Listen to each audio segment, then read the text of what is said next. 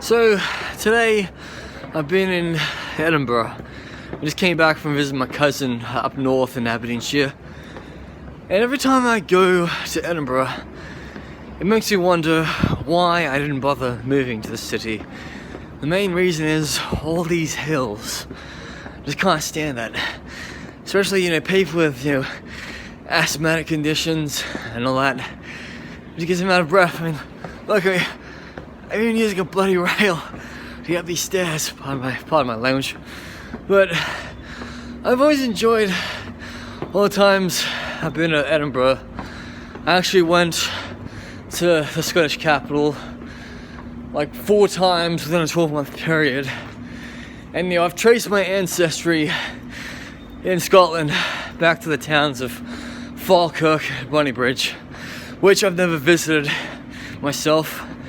So later in life I'd like to visit those 2 towns, and I could find some graves of my ancestors. I already visited my great aunt's Agnes grave in Paisley a couple of years ago, and that was a good experience, but it was just a shame I didn't get to meet those other cousins of mine, because they could have told me a bit more about my grandfather's family, like the family he left behind. My grandfather emigrated from Scotland and England in like World War II, I believe, working on like as a steel dresser on ships.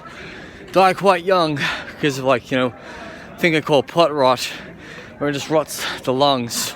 He also was a smoker. Yeah, there it is. St. Andrew's Cross right there. And Edinburgh Castle, it's back that way.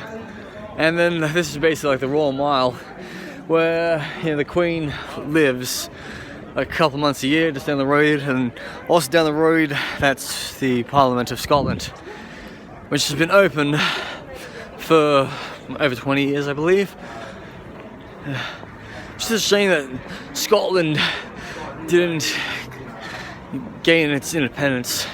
They had a referendum about it, but if Scotland ever does become independent, I could become a Scottish citizen because of my grandfather. Anyway, I really need to get some food. I've just been eating coffee and cake with my cousins. So, Martin Millhead in Edinburgh, over and out.